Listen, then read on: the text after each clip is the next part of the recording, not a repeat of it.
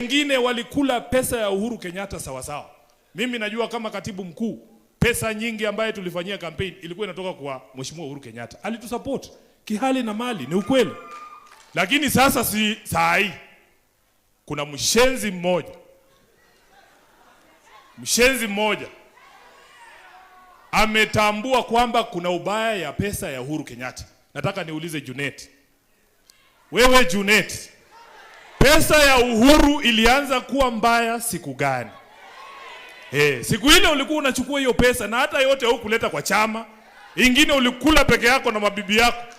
Siku ile tutaanza audit ya uchaguzi wa mwaka 2022. Ni vizuri umeanzisha hiyo debate, kila mtu aseme ile kazi alifanya 2022. Wewe ulikuwa unakula pesa ya Uhuru, badala ulipe agents, ukaacha hawa kina Wamunyoro wakatupiga 10-0.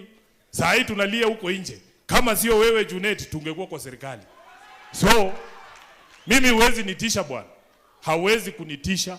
Wanasema Nairobi, ukipata sponsor mpya usianze kutukana ule alikutoa kwa bed sitter.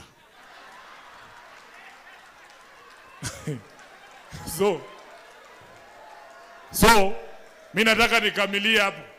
Niwaambie Mheshimiwa Gachagua, hakuna mtu ambaye ana uwezo ya kunifukuza ndani ya chama cha ODM. Wewe tulia tu. Sisi Waluya tunasema mkienda kuwinda mnyama ambaye amekuwa akikula kondoo, anakula kuku yako, amuendi wote kwa laini moja namna hii. Sijui kama mnanielewa.